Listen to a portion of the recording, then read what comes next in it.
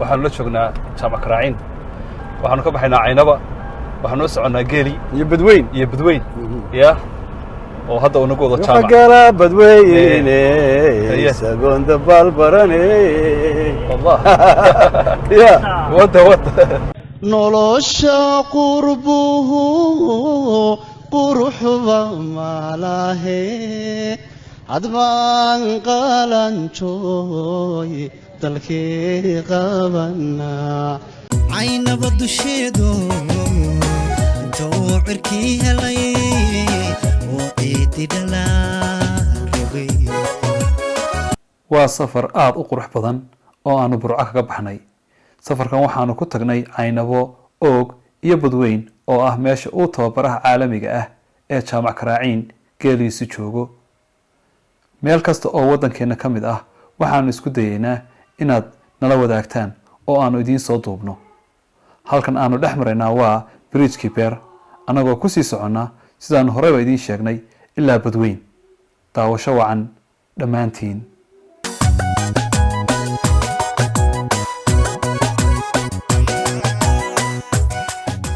markasta waxaanu ku nasanaynay dhirta iyo dooga halkani waa agagaarka Wadaamago waxaad ku leedahay dhulkaaga hooyo meed garanayn geedkii ceelgooni ku yaal loo jiray ma degtaa yah geedkii deynta ciyaalku xagga sare koraan ma aqoonin kaas lugta hoose isla soo dhici jireen loo jiray ma degtaa kama aqoonin haday qabo yah qabade war soo fulbaarka miyaan geel miyaan dhirta fuuli jiray nimay waa fuuli jiray aye wad khiyaamaysay sidaad u kortay waa ninkan geedka fuuli karo muxuu ahaa ما شاء الله dhulkaaga hooyo ee quruxda badan leh quraacsan fuulay ya waad aragtaa dhulku waa barwaaqo ma sha Allah sanadka meel walba waa barwaaqo bishii toddobaad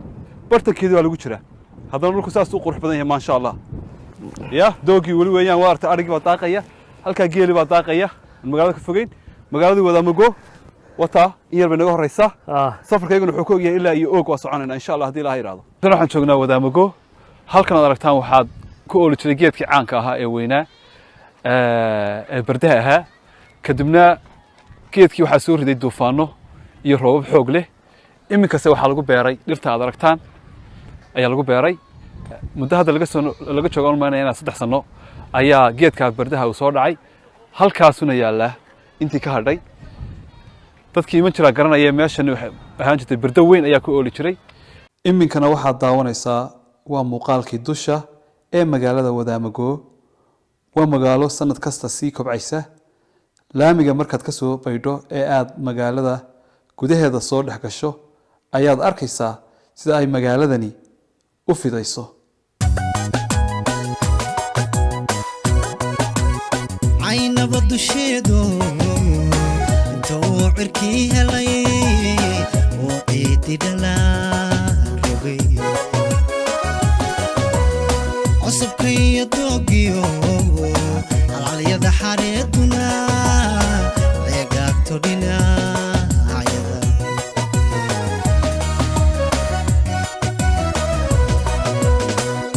عصر لي قلبتي وكادك تعمل لذا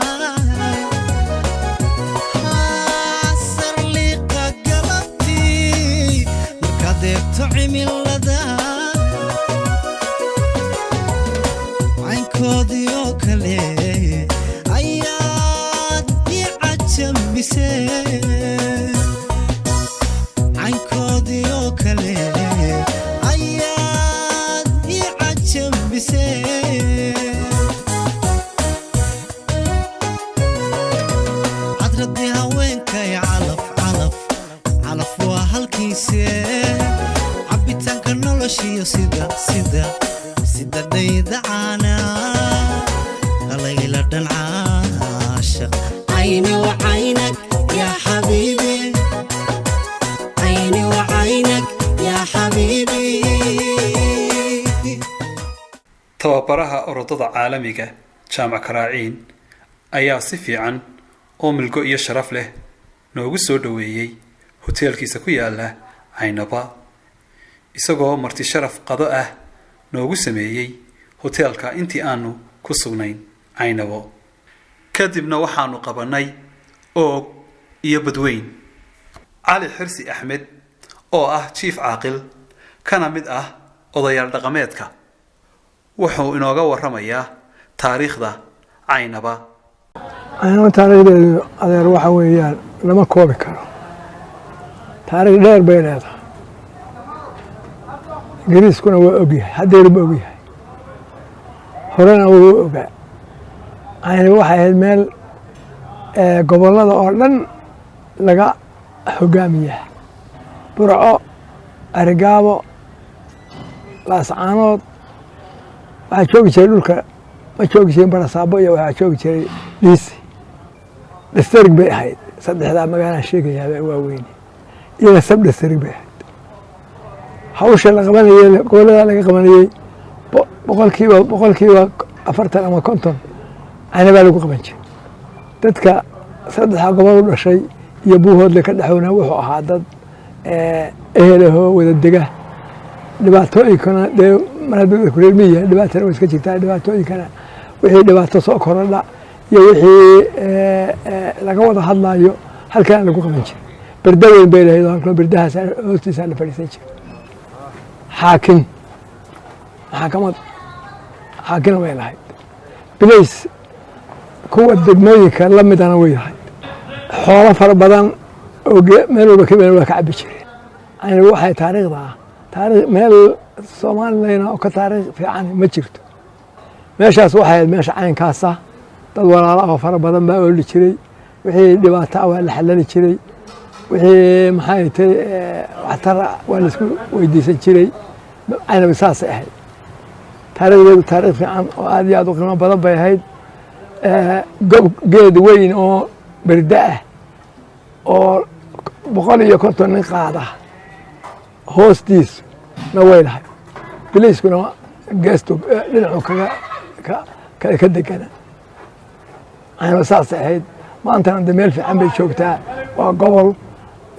maxay tahay halkii la doonaya aan goli gaarin ceelka caynaba taariikhdiisa bal wax yar isagana nooga taabo ceelkuna wuxuu ahaa waxaasoo dhan u sabab ahaa wanaagga caynaba leedahay iyo sida la isugu imanayo iyo waxay xoolaha cabbayaan ceelka ah miisaankooda 200 kadin oo geela oo isdaba jooga baa cabbi jiray ariga iyo wixii jecsan meel gaara baa loogu shubi jiray nabadgelyada halkaasaa laga shaqayn jiray bilayska marka ceelka la cabbayo bilaysku joogaa ceelku taagnaan jiray maxaa yeelay ceelku wuxuu ahaa mashiin lagama cabbayna wuxuu ahaa ceel buu ahaa wadaamo bahla la yidhaaho baa laga cabbi jiray dareer baa la dhigi jiray in la isku xaqgudbo baa laga ilaalin jiray raggaa ceelka shubaya in la isku xaqgudbo ceelkaas waa ceel ummadda ilaahay oo dhami ay ku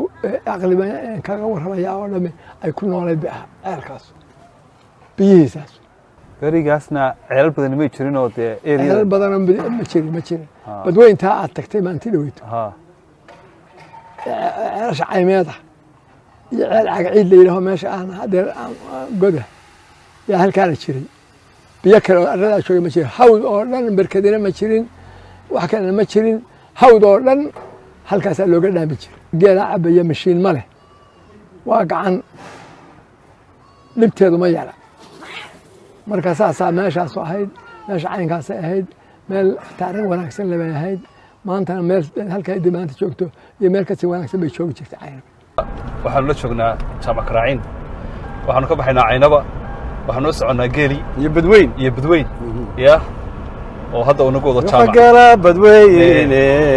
isagoon dabaal barane wallah ya wada marka jaamac hadda geeli baynu u soconnaa hay waa la soo xaraynaya mar dhow soo maaha marka casharka inaga wax ka soo xaraynayna kuna waa la lisayaa waa la caweynayaa halkaasaynu seexanaynaa dabka shidanaynaa maasha allah shaaha geed xamar kale wanaagsan maasha allah ku cabaynaa noloshii miyiga ee caadiga ahayd markaas dareemaynahay degmadii ugu dhoweyd meesha safarkaygu ku ekaa waa oog waa degmo aan aada uga helay quruxdeeda iyo dhismayaasha casriga ah ee laga dhisay oo ay ka mid yihiin hoteelo guryo iyo petrol stationno waa degmo runtii aada u sii ballaaranaysa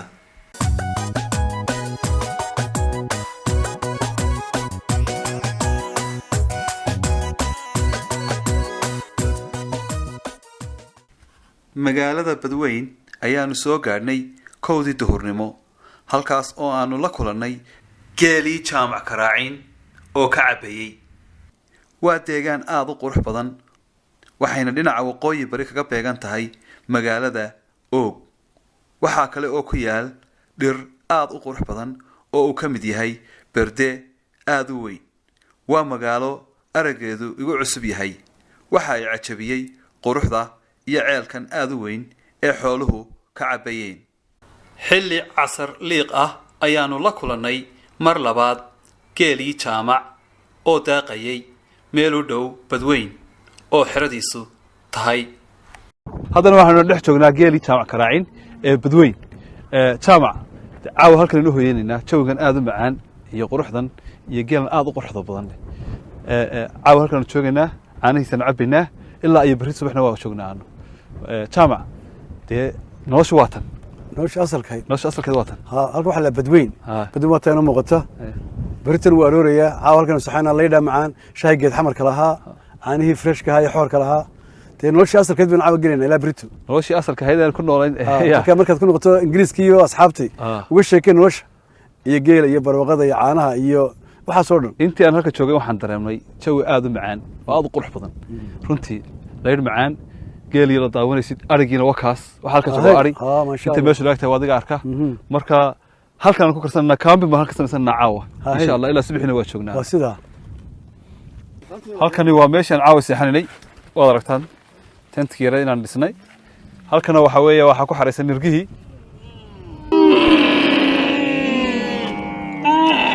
kuwana waa nirgihii imika waxay sugayaan in geeli la baado waan sugaynaa waa gaatoonayaan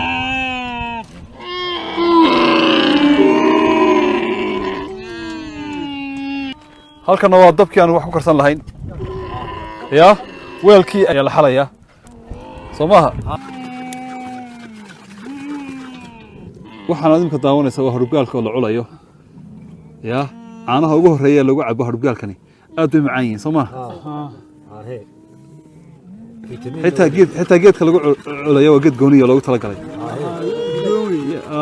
magacii geedka meegaag baa la yidhaha geedka lagu culayo culaygani ma aha oo keliya caanaha inuu macaan ka dhigo wuxuu kale oo jeermiska iyo uskaga ka nadiifinayaa harubgaalka jooga iyo qalabka kale ee loo isticmaalo caana maalista Mustafa waxaanu la joognaa imka geela xirada geela aynu joognaa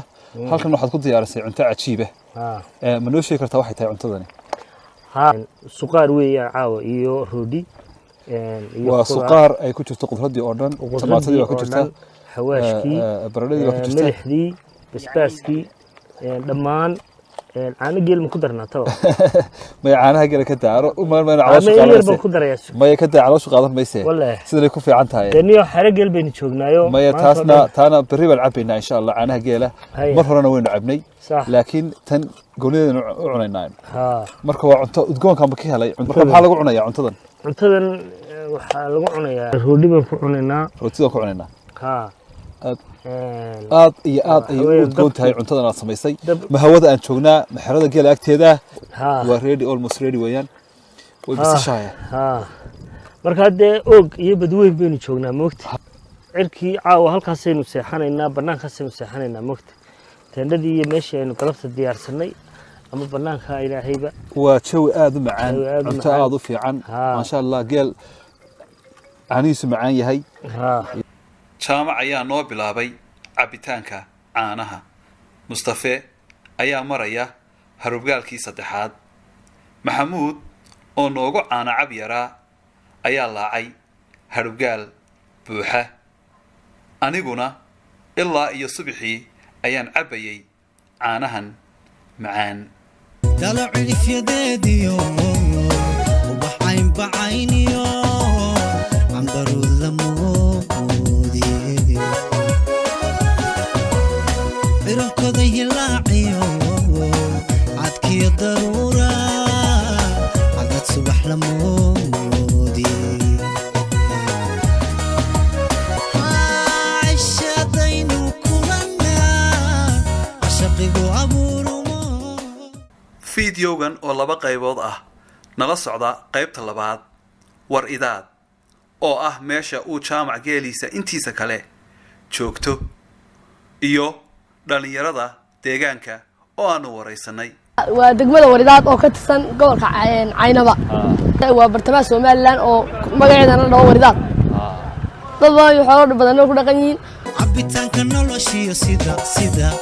sida dhayda caana kala ila dhan caashaqa عيني وعينك يا حبيبي